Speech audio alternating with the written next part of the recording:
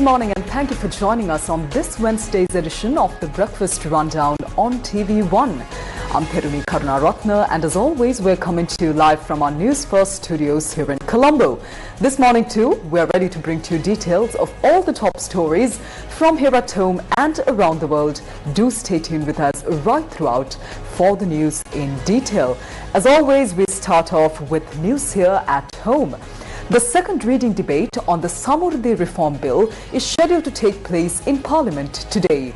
The bill will be presented by Minister of Rural Development, Social Security and Community Empowerment, Dr. Upali Pandilage. In addition, the Rubber Control Amendment Bill is also scheduled to be taken up for debate during today's parliamentary session. Meanwhile, several regulations under the Sports Act No. 25 of 1973 are also expected to be approved in Parliament. Now, meanwhile, the postal workers' strike, which was launched based on 19 demands, continues for the third consecutive day today. The ongoing strike has severely impacted the public, causing significant disruptions in postal services across the country. The strike, which began at midnight on Sunday the 17th, was launched based on 19 key demands. These include the payment of overtime allowances and opposition to the use of biometric fingerprint systems for recording staff attendance and departure. The Postal and Telecommunication Officers Association, along with the Joint Front of Postal Trade Unions, withdrew from duties and began their trade union action on Sunday at 4 p.m. Now, following that, all postal offices across the island commenced the strike from midnight.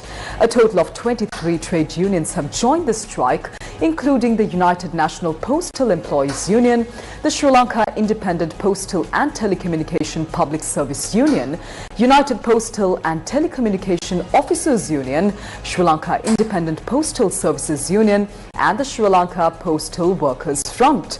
However, the Lanka Postal Services Union has not supported this ongoing strike action. With that, let's move on to more local news this morning. A 3-month grace period has been granted for the enforcement of the seatbelt rule for all passengers travelling on expressways in public transport vehicles that are currently not equipped with seatbelts.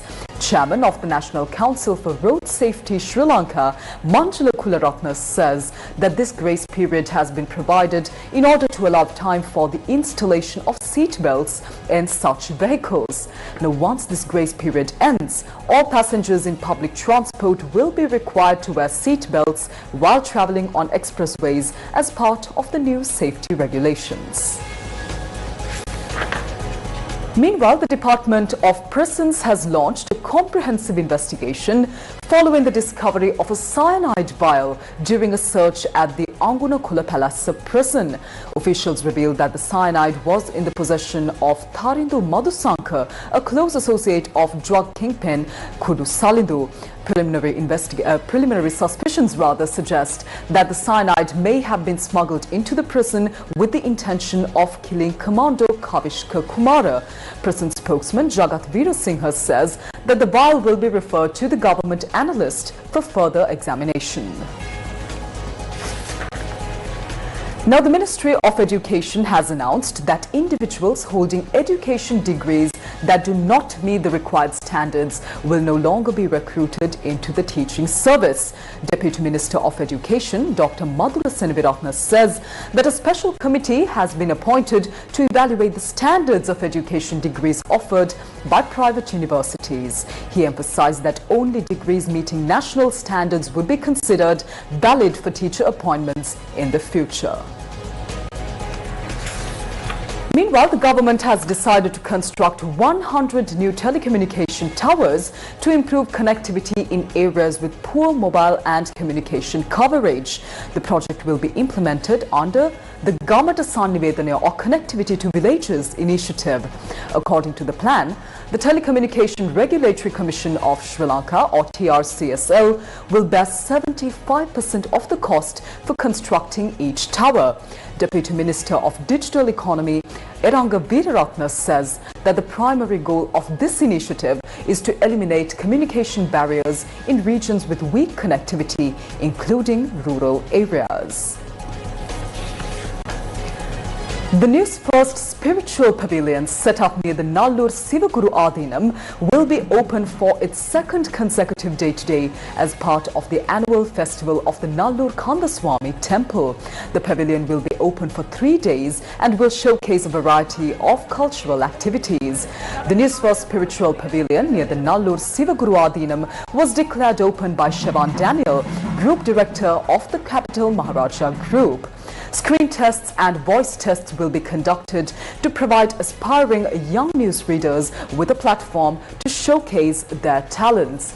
The Shakti TV special zone near the Nallur Bhatiyar statue was also inaugurated by Shevan Daniel, Group Director of the Capital Maharaja Group, yesterday afternoon.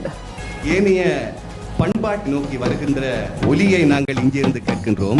முதலிலே மரபு மாறாத இந்தியம் விருந்தினரை அழைத்து வருகின்ற செயற்பாடாக செய்து கொண்டிருப்பது குழுமத் தலைவர் electronic media பிசினஸினுடைய குழுமத் தலைவர் ஷெவான் டானியல் அவர்கள் முன்னகர்ந்து வருகிறார். நிகழ்ச்சியோடு நாங்கள் நிகழ்ச்சியை ஆரம்பித்து வைப்பதற்கு இப்போது இதோ இன்றைய தினம் அழகுற எமது யாழ் கலையகத்தை யாழ் வளாகம் சக்தி தொலைக்காட்சியினுடைய யாழ் வளாகம் இதோ நாடா வெட்டி ஆரம்பிக்கப்படும் காட்சி.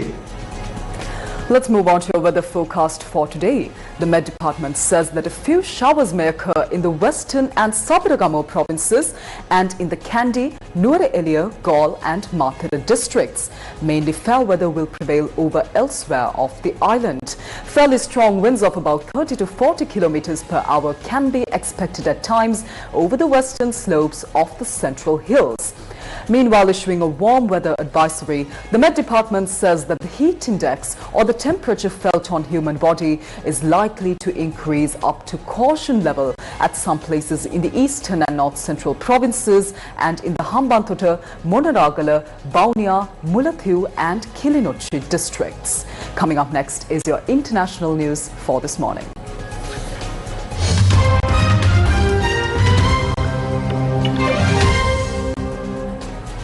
The Kremlin has played down talk of an imminent summit between Russian President Vladimir Putin and Ukraine's Volodymyr Zelensky as Donald Trump renewed his call for the two leaders to meet in order to discuss ending the war in Ukraine. The push for a bilateral meeting comes after US President met Putin in Alaska last week and welcomed 7 European leaders and Zelensky to the White House on Monday. Trump admitted the conflict was a tough one to solve and conceded it was possible the Russian president was not interested in ending hostilities. The Russian president on Monday told Trump that he was open to the idea of direct talks with Ukraine, but the next day Foreign Minister Sergei Lavrov watered down that already vague commitment. Putin said any meeting would have to be prepared gradually, starting with the expert level and thereafter going through all the required steps, repeating a frequent Kremlin line.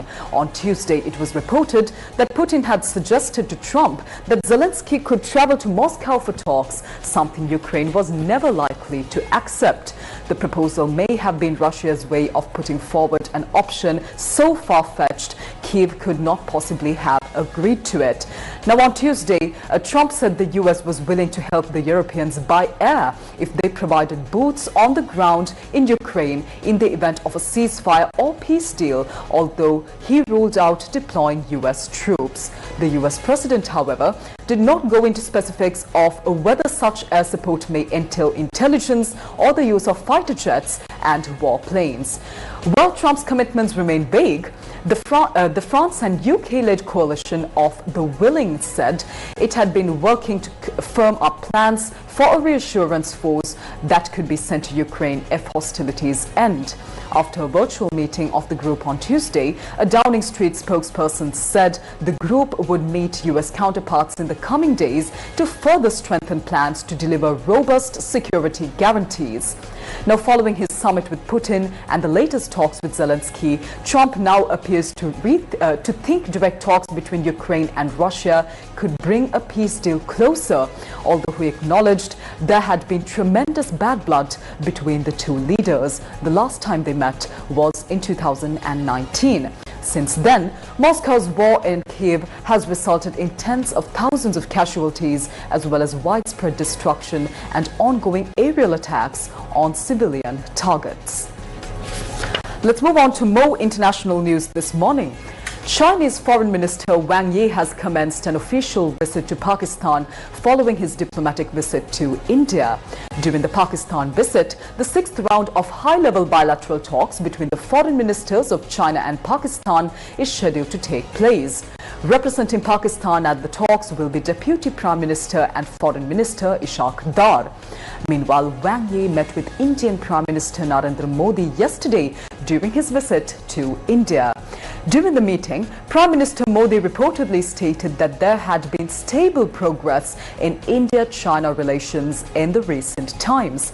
As part of the engagement, Minister Wang Yi handed over an official invitation from Chinese President Xi Jinping to Prime Minister Narendra Modi, inviting him to attend the upcoming Shanghai Cooperation Organization or SCO summit. Now, the SCO summit, which includes both India and China as its member states, is set to be held later this month under China's chairmanship. Well, that brings to a close this morning's edition of the Breakfast Rundown on TV1. I'm Therunee Karunaratne. Thank you very much for joining us this morning. Do join us tomorrow as well, same time, same place, for more of the very latest from here at home and around the world. Take care. Have a wonderful day ahead.